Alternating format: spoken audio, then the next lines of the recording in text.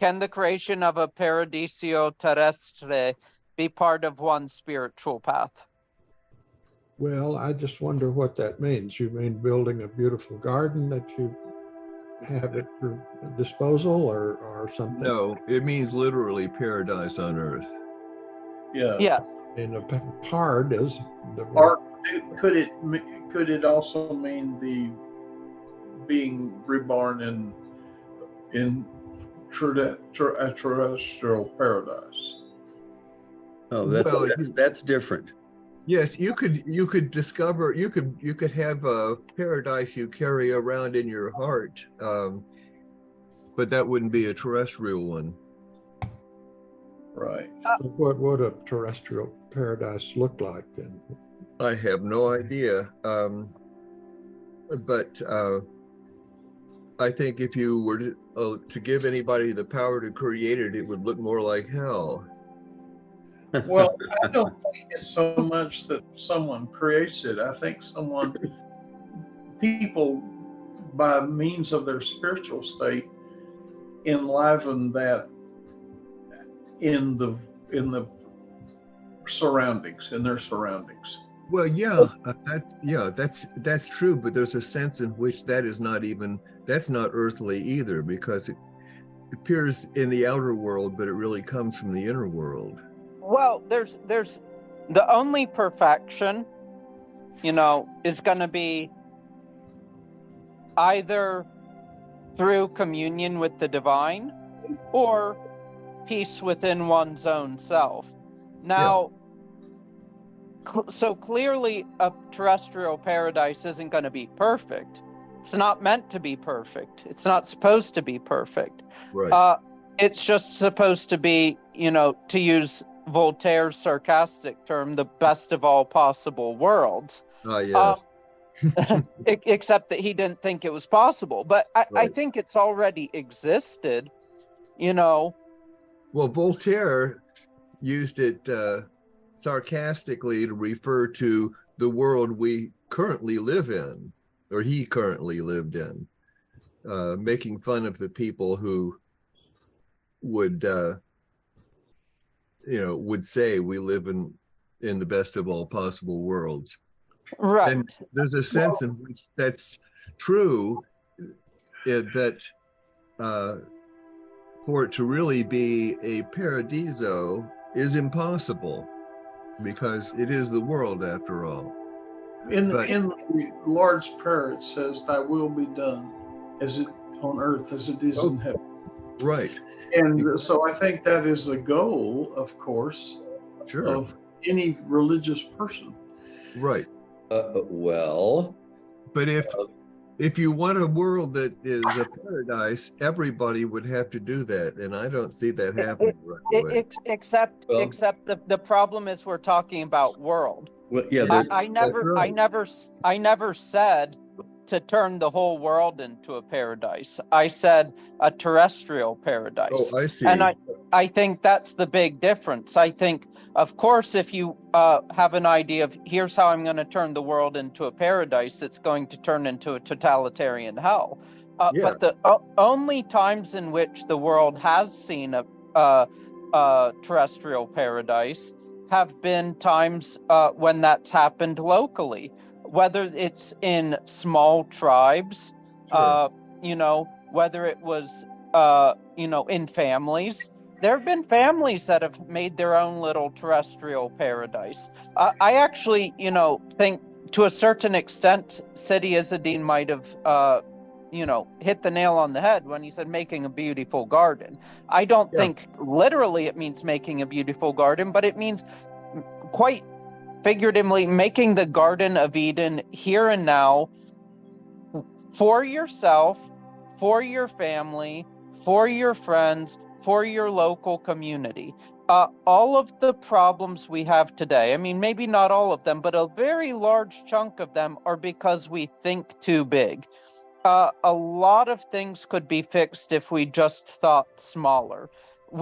It's not within our capacity to manage and run huge governments, huge corporations, etc. Corporations, companies function better when they're small and tend to be more benevolent when they're small. Same with countries. Liechtenstein and Switzerland and Singapore tend to be fairly good countries to live in because they can manage themselves because they're fairly small. Greece, in the classical period, also worked very well because it was small. Once it, got swallowed up after Alexander into the whole Hellenic Empire and then the Roman Empire, things went to hell in a handbasket. So I think trying to impose paradise automatically excludes it from being a paradise. I agree. But on the other hand, if you work, in an integral kind of spiritual way, mind, body, and soul with other people in a spirit of love, loving kindness and respect, without expecting perfection, you can have that paradise right here and right now. Not in the future, but right here, right now. That's the only time and place. Right. And but just don't pretend that the serpent is no longer in the garden. It wouldn't be paradise if the serpent wasn't in the garden. I think people forget about that. Exactly. Yeah, people forget that God put the serpent or the and that to the degree paradise exists at all, it has a serpent in it. That's right. But that's all right. Yeah, but you could collectively and benevolently handle the presence of the serpent. Right. Well, and that's the thing. One of the best criticisms I've ever read of utopian ideas or the utopian possibilities of Marxist communism came from Alexander Kojev, who said, one can dispute all of the traditional criticisms of communism, but one thing you cannot dispute is, let's just say theoretically it could work. What do you end with? If you end with a perfect society where you have robots taking over everything and the end of history comes about, and all that's left to do is play tennis every day, everyone's going to end up killing themselves. Right. When you've gotten rid of all meaning, when you've gotten rid of all strife, and things are perfect, but not according to spiritual values, but according to some foolhardy secular philosophy, then life loses all meaning. And there's something to be said for strife. Maybe one can overcome that in one's soul after this worldly sphere, but so long as one is in the human form, one needs strife, or it will lead to very bad things. Right. If you don't believe that that strife belongs in life, you'll resent it. You'll get angry. You'll blame somebody, and it's downhill from there. The notion of loss of meaning also means that the reason to struggle in your own life can disappear. And that's not so good, because there's stuff to do in your own life. Not all of it easy. So I think about the Garden of Eden as being described as a terrestrial paradise, but also think of, I don't know if they still exist, but there used to be, may still be, tribes on some of these islands in the South Pacific, or like Borneo and Papua New Guinea, that live as we would say primitive or primordial. But if you live in a jungle area where hunting and gathering is easy, doesn't take a whole lot of effort, and you figure out how to build shelters to keep yourself out of the rain, and that might be a kind of a terrestrial paradise. It is a kind of one. The first yuga is the golden age, and we can't judge the golden age completely by the aspects that we're undergoing now in the Kali Yuga, but we still have the sense of the golden age, and we even have the sense of its coming after this world ends, and we can still direct our efforts in trying to achieve beauty and love in this world. Well, we can, yeah. I mean, because that's an inherently good thing to do. We're enjoying to do so in the Lord's Prayer. And another thing is, you have to realize that paradise is individual to a certain extent. I recently read this fun interview with someone who was born and raised all her life in the mountains of Südtirol in Italy. Basically, you know, it would never get above, let's say, the high 60s there. And in winter, it would be extremely cold. And when people would visit her from anywhere, they'd say, "This is horrible. It's so cold." And you know, she was used to it. She loved it. And yet, on the other hand, she'd visit other places, and it would maybe be in the 70s. She'd say, "It's unbearable. It's so hot here." And my point here is just simply, maybe someone likes it hotter and someone likes it chillier. If you have, when you level things out and say, well, we want to create a paradise, so let's create the perfect situation. Well, you're going to not create a paradise for anybody. It's going to be hell for everybody. And that, in many respects, is what we're seeing today, because everything is being leveled. And that, in many respects, is my biggest beef with modernity. It's not so much that these possibilities have come about, but that these possibilities are being imposed upon everybody, which is getting rid of potentialities that otherwise would have been here. Right. You know, there's many a story of the ancient Taoist sages who lived in a simple life in a farm, in a small, and they grew their own food and so on and so forth, and that their surroundings turned into a veritable paradise because of the status of their spiritual life. And so, you know, I think that is something that each person can do in his own life, or attempt. The thing that ruins any place is not liking it. Well, a perfect example would be Japanese culture. Until not that long ago, there was a vibrant Japanese culture. Now, to a large extent, and that this is not something that's put forward by Westerners, but the certain Japanese thinkers themselves, saying basically there's no Japanese culture left. You've got an ideology of hyper-modernity, and that's about it. You might have little islands here or there, but it's quickly dying to the point that even such simple things as, you know, eating rice are going by the wayside in place of things like white bread.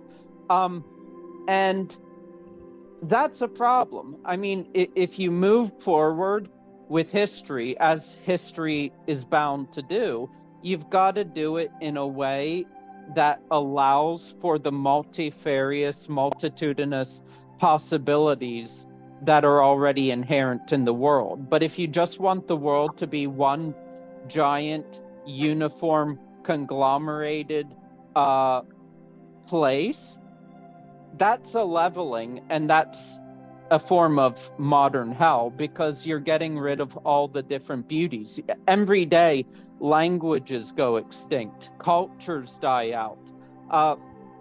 I'm not saying that we necessarily should keep people that are living in some village somewhere in South America, in that village, but there needs to be a collective understanding that that part of human culture and history is valuable and should be treated as such rather than just wiped away. Yeah. Well, that's one of the bigger achievements of, you might say, religious form, if it's carried out properly, is that you have small communities of or churchgoers who in fact wish for that kind of peace in their surroundings. I mean, and it's a small enough group that they can communicate with each other and come to terms with things. Yeah. Now, that's again how everything has two sides. So on the one hand, yes, I agree. Small religious communities can certainly be preservers. But on the other hand, I do have to say that prior to the advent of modern techno-capitalism, there has never been a leveling force in history more powerful than Islam.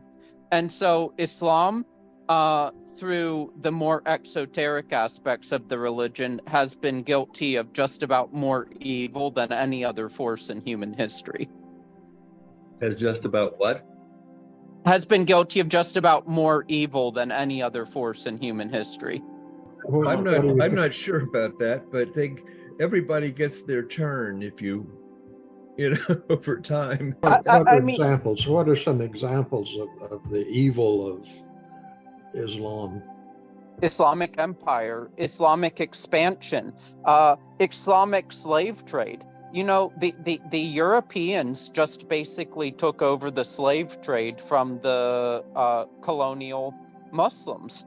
And so Islamic civilization, maybe not the esoteric aspects of the religion, but Islamic civilization, as it morphed and changed in its first few centuries, became a force of great evil in the world. I'm not saying it was all evil. Don't get me wrong there. There were certainly good aspects, but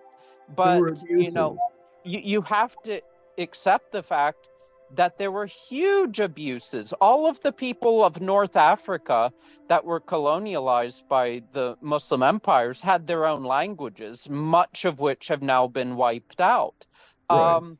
But there were multitudinous religions. I mean, up until Islamic expansion, there were still people that were practicing something akin to a descendant of the ancient Egyptian religion in Egypt. There were people practicing Zoroastrianism and other religions in Persia. And all of that got completely wiped away due to Islamic expansionism. Well, I'm not sure how much comes from the expansion, or if the expansion is a result of the same notion that causes the problems. That the fact that, we found something good, everybody should be doing the same thing. Well, you take, for instance, Alexander the Great. He wasn't a model of perhaps gentleness with all of his neighbors, but at any rate, he managed to make, to some extent, Greek the lingua franca of that area, which brought about the expansion of Christianity. And so I think you have to, there's maybe more to looking at some of these things that have happened in the world than simply how they affect us in a more immediate fashion. Well, I mean, the notion that you feel the need to spread your civilization out to affect everybody is Yeah, already say what you will about Islam. I mean, look at medieval Christianity. For that matter, look at modern Christianity. Yeah. Until 30 years ago, the Protestants were killing the Catholics in Northern Ireland. Well, yeah. Don't get me wrong. I have just as much animosity towards all empire-based religions. Christianity in that form, Islam in that form.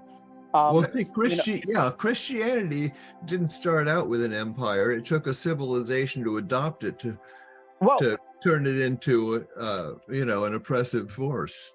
Well, and that's the thing. Christianity is one of the religions that did not start out in that form. The basic core of Christianity is anti-empire. It's just a sad irony of history that what we call Christianity today is largely an inversion of the true message of its prophet.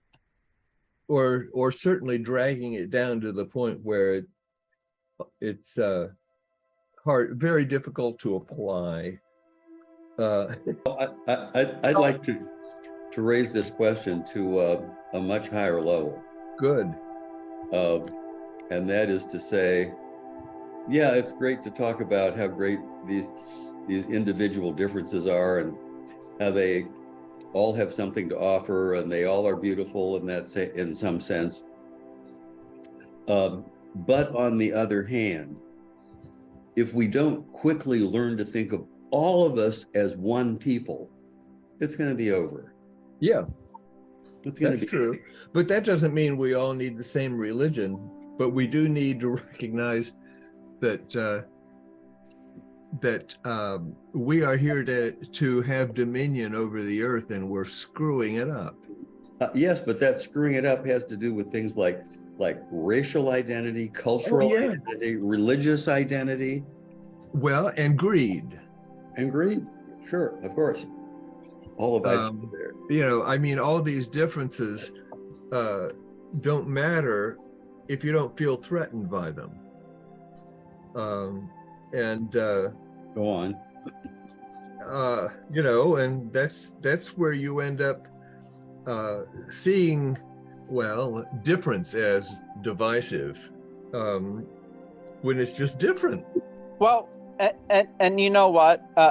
If we're going to get to this, both sides are completely and utterly wrong right now, because they're both focused on difference. When I said that I want us to value difference, I want us to value difference so that we can look beyond difference. Yeah.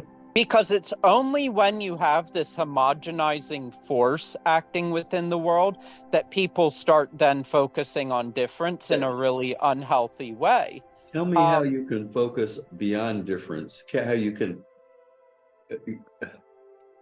beyond difference by focusing on difference.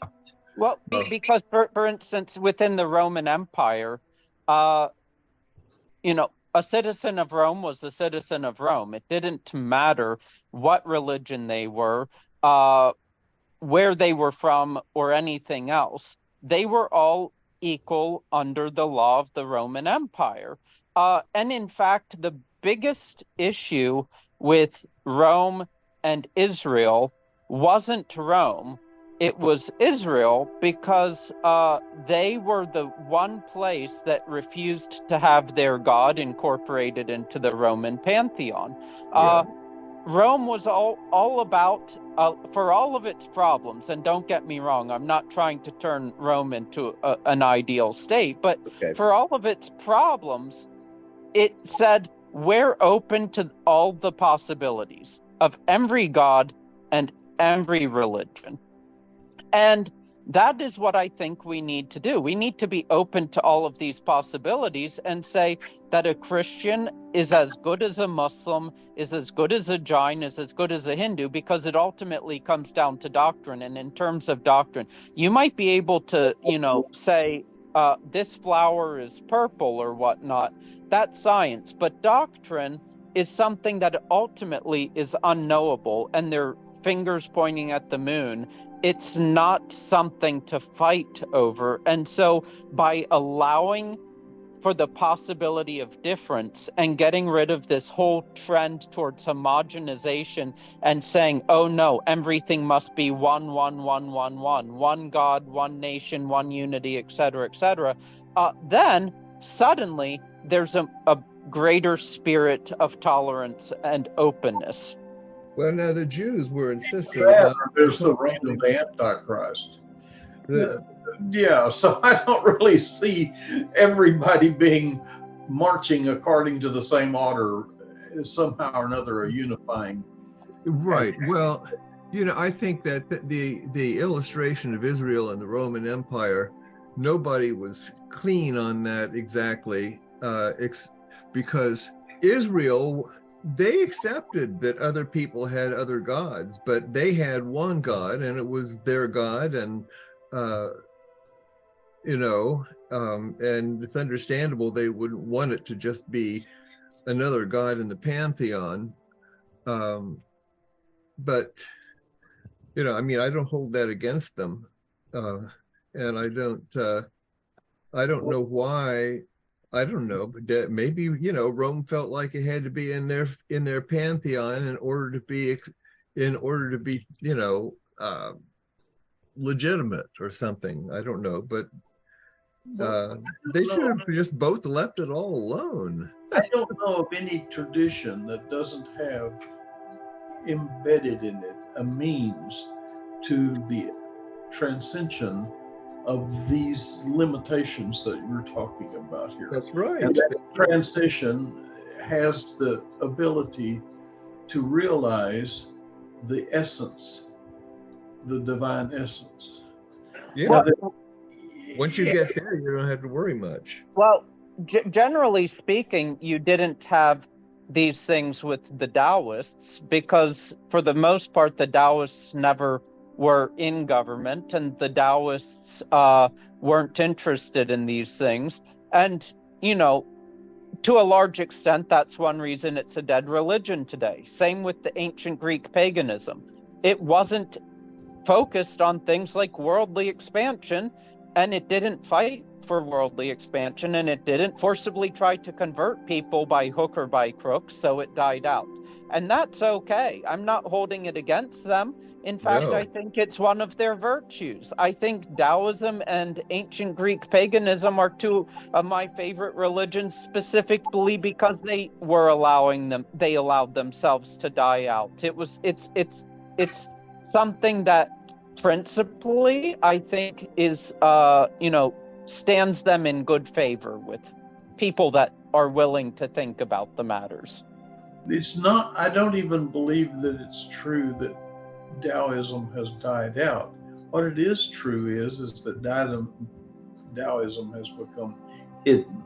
What about Confucianism? Does it still exist? I would think that so far as Confucianism embodies to some extent or is a container for the Taoist esotericism, there are people who are esoterists and practice as Confucians. It is likewise, to some extent, at least in the heart, is understood, and there are people who try to pattern their lives after it as best they can, depending upon the obstacles that they are confronted with. There are certainly Confucians and Taoists out there. Yeah. It's just most of them probably right now aren't in China, or if they are, they have to keep quiet about it. I mean, there are certainly Neo-Confucian and Taoist philosophers and mystics in Taiwan right now, but China actually frowns upon it. In many respects, one of the reasons why Christianity is the fastest growing religion in China is because it's so centralized that the Chinese government is able to control it better than these small religions like Taoism and Confucianism that put so much focus on individual practice within the family. Well, yeah, I mean, power is jealous. I mean, this is, after all, the latter days of the Kali Yuga, I think. And that's, you might say, you can expect disruptions that we're seeing around us and the loss of traditional understanding by most people and the kind of confrontations that result from that. And so I don't, that is what is happening to the world, you might say, and it's something that's been written about by almost every tradition. That doesn't make it good. Maybe Well, no, but it's understood by most every tradition that these times will come to be, and it's, as Christ says, these things will come to be, but beware lest you be the one by which it comes. I wanted to ask Sheikh al-Bashir, you made that trip to China with Sheikh Hossein, what, 2009? 2009. I think it seems like I remember both of you and him talking about various manifestations of religions and Islam and others that more than you perhaps had expected. Could you recount some of your impressions? Yes, as I remember, yes, we did find more obvious or overt expressions of religion than we expected. With the exception of Buddhism, we visited the Yellow Temple, which I understood was something of an extraordinary event. It's really closed. But yeah, one has the sense that religion, or should I say certain religions, have state permission to exist or expand. Yeah, I'm surprised they let Christianity, an evangelical religion, get much of any foothold, because it has its ideas. It's so divisive.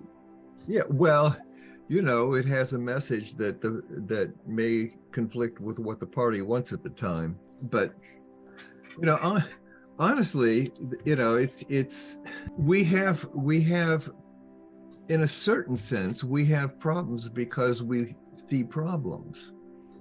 There are a lot of things that we make into problems that really weren't. Differences, for instance, different languages. You need translators, but that's a difficulty, not a problem. I don't know. It's sort of people's insistence that things are not all right in the here and now that keeps them focused on making them better in the future. And what's wrong with here and now, on the individual level, in your own personal experience? Well, I think that it's understood by most traditions that when things do come to an end in the world, and you have a new golden age, there's not going to be anything of the corruption that was of the old world that will pass forward. Well, that's yes, but that's what they say. But what use is that to us? Yes, and people have predicted the end times as long as there are predictions, and maybe it's coming. Maybe this is it. Maybe it's not for another millennium, or maybe God will change his or her mind. In any event, we have to deal with the world we have now. I think it's possible for us to realize in our hearts the golden. Yeah, that's the real message, isn't it? It is, yeah. And I think we can't lose sight of that simply because things are getting so terribly bad in this latter stage of the Kali Yuga. Maybe doing exactly what they're supposed to be doing. I don't know, but well, I'm sure that the people of the perennial school had hopes, and I still have some hopes in that respect, that people would come to realize viewpoints that were above the differences, which serve their purpose, but nevertheless, one cannot think that God is the essence of, and everything is from that essence, and think that at the same time that these differences have some kind of overarching value. Well, they have beyond them. They wouldn't be there. Right. I think, that it's what is it? Lo, man was ever froward, which is really just, an inevitable thing if you're outward. I don't know. I mean, I think, we all have this sense of perfection and paradise, and those who are determined to find it in the world are doomed to frustration and dissatisfaction. Then they blame others for it and they go to war. But the people who go to war are the people whose natures are active, submitted to that viewpoint. And that doesn't mean that telling someone the truth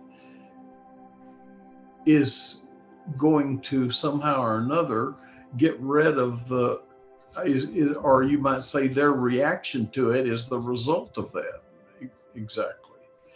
I mean, their reaction may be the result of that, and the fact that they want to hold on to their falsehood and protect it. Well, exactly, but that is a result that ultimately dies and has no I mean, that's what is going to happen when people cling on to those kinds of viewpoints.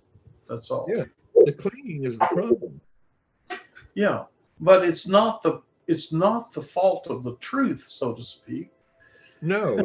But if you didn't cling so tightly to whatever you believe, you wouldn't find the conflict between it and what somebody else believes, and you might pause long enough to see how you're both looking at the same thing from a different angle. Yes. I mean, and that's what I always found so useful about that book, A Treasury of Traditional Wisdom, that was compiled by Whitall and Perry. I mean, it really does isolate and identify nearly all of those differences and how they are all part of of things, and how they can be, you might say, understood to be reconciled in your heart. Yeah, that was a masterful accomplishment, that book. It's valuable today. Yeah. I've given away copies. I have too, to nearly all of my grandchildren, and and I hope that I don't want to damage their faith in their tradition. No, of course not. On one hand, but on the other hand, I want them to understand that the realization of God is beyond these forms of this world. Yeah.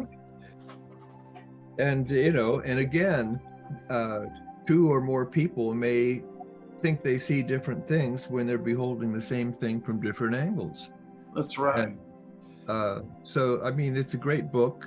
It's valuable. I've given it to a couple of people who have really appreciated it. And I gave it to one person who said that she thought, well, that's nice. I'll put it on my bookshelf. Maybe I'll find somebody who likes it. And the next time I saw her, she said, no, I'm keeping this one. Well, you run across all through your life, back from the very first, when I first encountered the book up until now, you find different parts and different sections of it which become meaningful to you. Yeah, it remains valuable. There's always, you can always find something worthwhile in it. But, that's a book. That's not the question, Well, but a book has a way, if it is divinely inspired, it has a way of bringing forth things in your heart that are effective to your life. Well, it does. But there's this thing that, you could see how wonderful it is and then decide everybody had to have a copy and start this big project and then get frustrated and conclude that the people that refuse it are stupid or evil, and we'd be off and running. Well, you can do all of those wrong things. Sure. What? Yeah. You can do all of those wrong things. You need to learn not to do those wrong things. Yes. Well, yes, but often religion has an imperative to do those because one thinks of it as saving those who have different beliefs. That's and right. One must convert them and get them to accept this doctrine in this form for their own benefit. And that's what God wants them to do. And that's why they fight those people and declare war on them. Well, it's not about, it's not just, I don't agree with what they're doing. I guess the only thing to do is to try to show them that is not the way to do it. Well, the whole point about us taking the message out should be motivated from the same place where if you find something really beautiful, you want to share it with somebody. And that's why I think in many respects, secularism is the best thing to ever happen to religion. Well, it can provide a safe place for it. Well, think about it. So long as religion had a role in governments, in politics, at a serious level, there was always that impulse to impose. But now, when religions across the world are in decline and they increasingly have very little political power, they're able to focus more on the things that matter. Right. You know, even like when it comes politics. Well, even when it comes to worldly things, it can be things like charity rather than converting more people. Right. And I'm not saying, of course, that there aren't perversions of it. You've still got idiot Protestants that are going around trying to convert the world, and you've still got idiot Muslims who are trying to, do stuff in various parts of the world, in Africa, trying to impose their will on people. But the less that religions can impose their will on people, the better it is for the religion.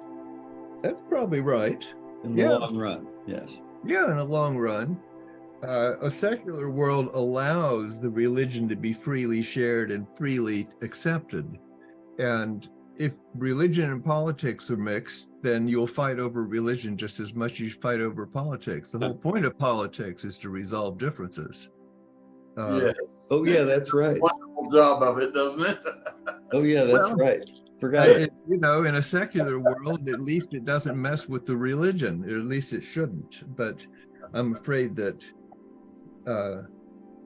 we have too much religion trying to influence our politics right now. And one of the things that I've been reading lately, it's really eye-opening. I mean, it's actually some of the correspondence of Jefferson and Adams. Yeah. And these early statesmen within this country were true diplomats and had certain spiritual ideas and ideals in the way they interacted with other people, even people who believed things that were diametrically opposed politically or spiritually to what they believed in. And I think ultimately one of the reasons why this country is dying is because people are no longer able to talk to one another that they disagree with dignity and respect. Where's the respect? Where's the respect? It's not there. Because if you don't agree with them, you're satanic. I was thinking about your comment about the advantage of secularism in Afghanistan, just in the last 30 years. The Taliban was in control for a while, and because they were supportive of Osama bin Laden and his group, they got thrown out, and then now they're back in power. But it looks like Afghanistan was in much better shape as a secular.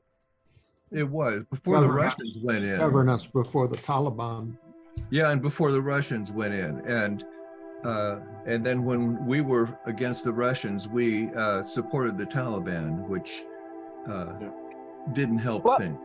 Well, and you know, a lot of people don't seem to get that Afghanistan was in a pretty bad shape before the Russians went in. Otherwise, the Russians wouldn't have felt that they could have gone in.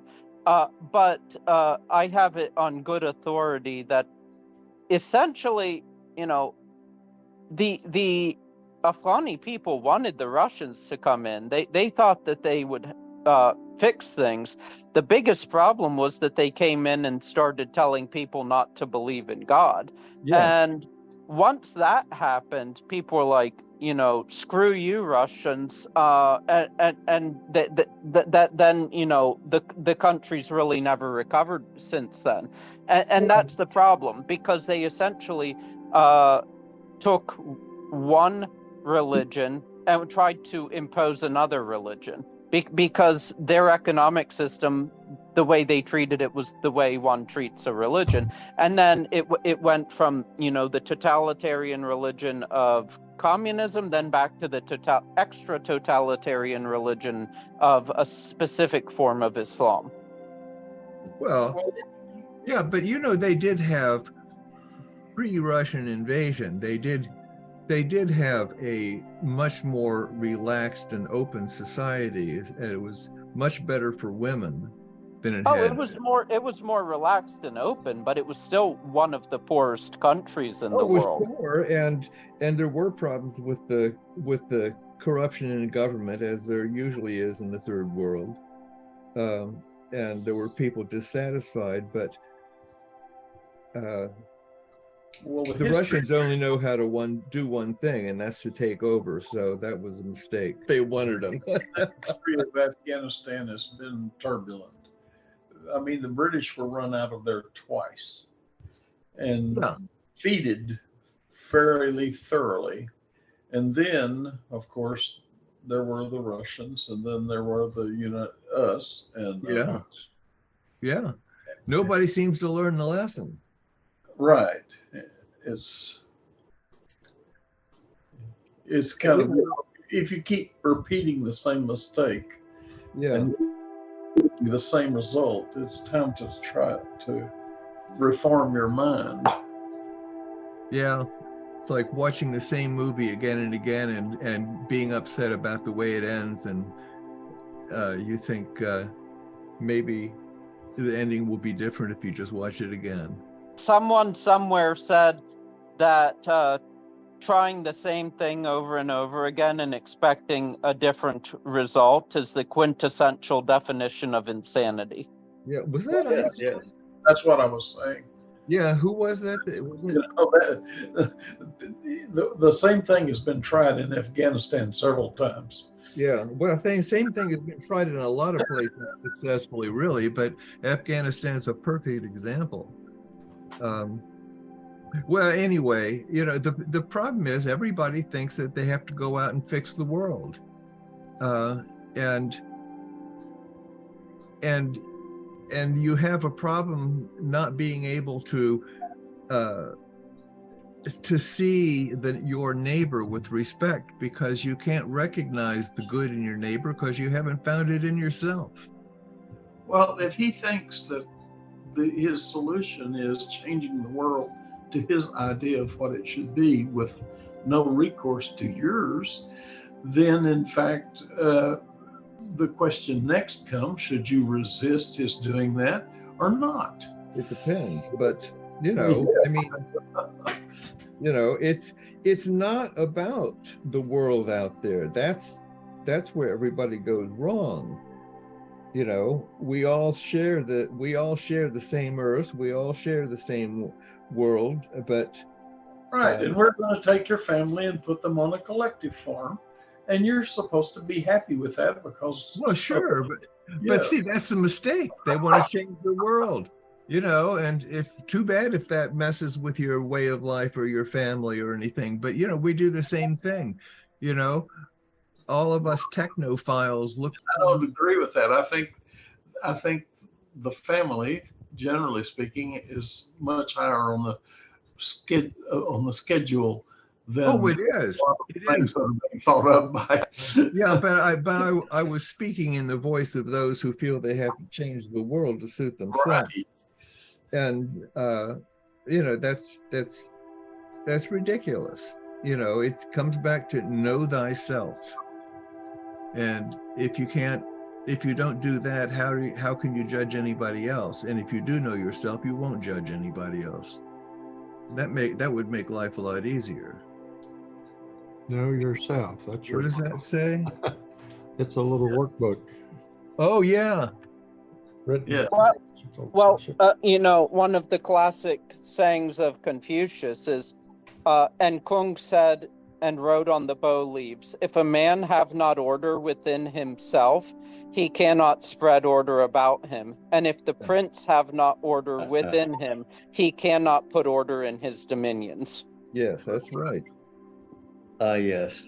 It's true. I mean, that's Taoism too.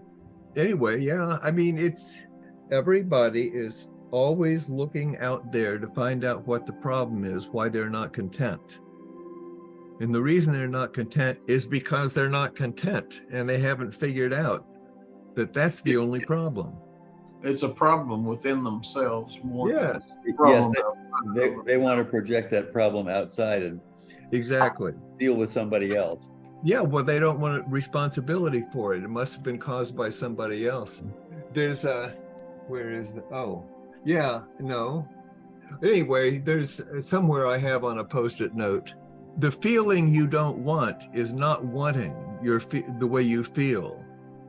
Yeah, the thing you don't want is not wanting what you feel, or the feeling. No, it's the feeling you don't want is not wanting what you feel. In other words, we want to relieve that feeling. We want to get rid of it. We don't want it, and instead of accepting that we're irritated or that have a headache or something like that, we layer a whole bunch of discontent over the top of it, thinking that that's going to push it away. Doesn't work that way. The feeling you don't want is not wanting the feeling you have. Oh, wait a minute. Again, slowly. The feeling you don't like. Let's put it that way. Not the feeling you don't like is not wanting the feeling you have. Okay. Yeah. And there's a lot of wisdom in that. Anyway, can creating an earthly paradise be part of the spiritual path? I will say it's not part of mine. Well, if you think going out and mobilizing people and using force to try to create your idea of what that paradise is that's not right. I mean, it's not true.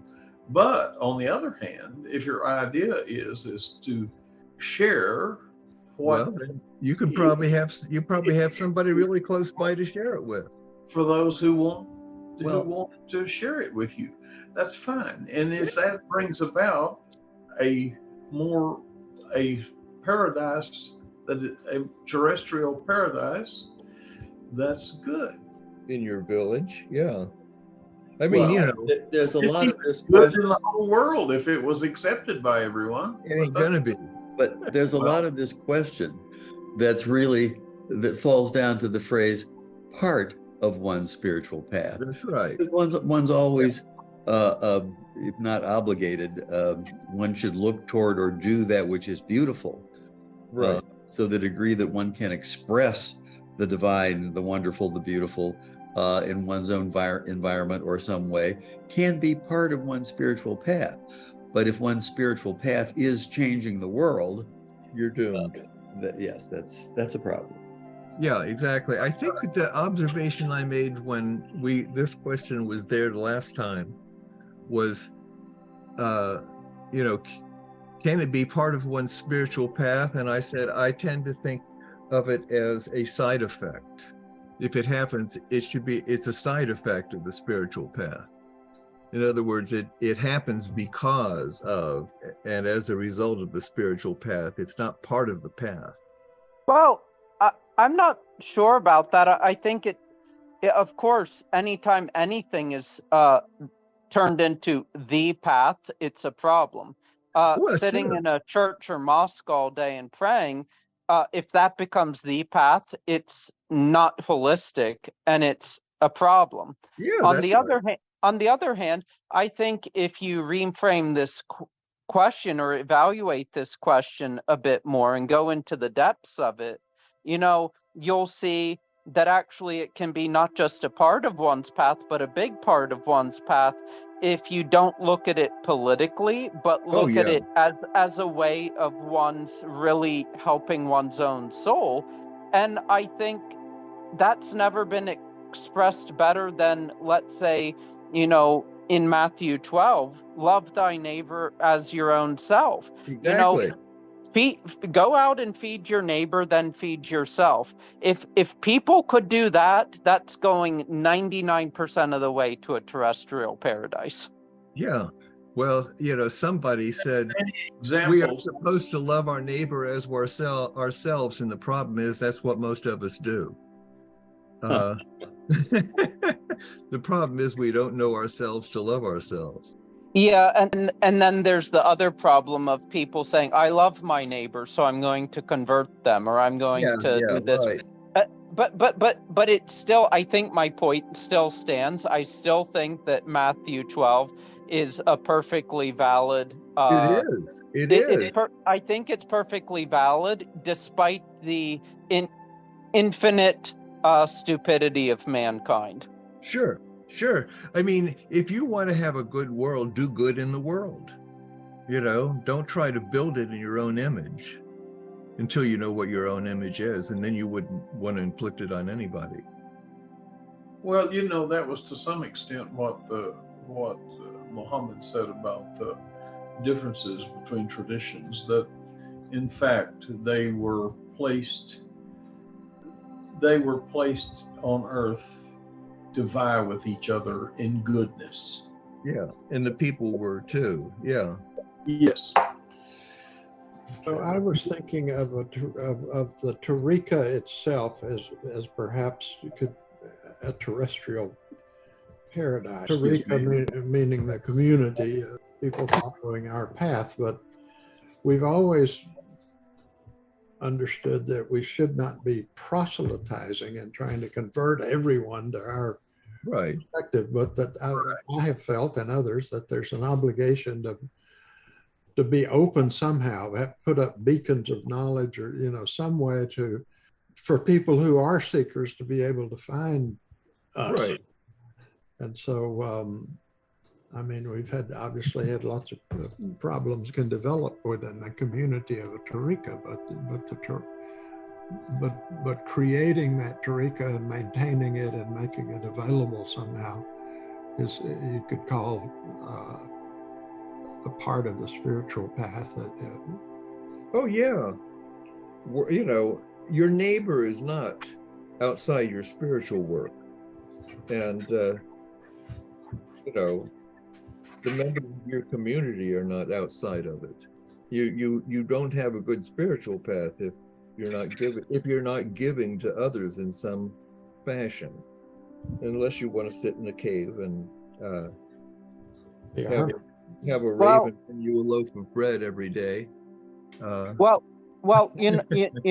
If you've ever spent time in the mountains, you'll see a lot of trees, the higher up you get, that have been exposed to avalanches, lightning, that they have to grow through various rocks, and you'll see these small twisted trees growing sideways out of the mountain, but yet they're alive, and they're vibrantly alive, and they're alive because they're flexible. And I think that's an important spiritual lesson, because a lot of people's problems, especially in terms of spirituality, is rigidity. Absolutely.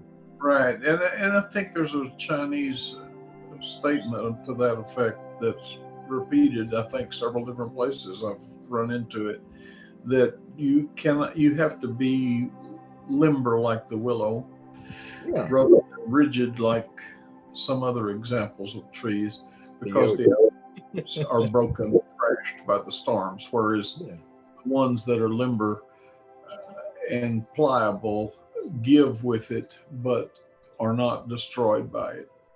Yeah, exactly. Resistance or resistance to something that happens is why it registers on your consciousness, because there's, you know, it doesn't just go through you like an X-ray. But too much resistance in opposition will break the tree off. And most winds in this world, And you we're just move with. Always has to realize that regardless of how great the idea you have is, you do not see everything. No kidding. Yeah, that's true. So you cannot be taken by too much of a surprise when you find out that your idea wasn't as great as you really thought it was. No, I mean, to think otherwise is a kind of arrogance. Right. And you don't want to go around sharing your arrogance with everybody and expecting the world to get better. Well, they may have their own arrogances they want to share with you. Yeah, well, see. Right. And who are you to object?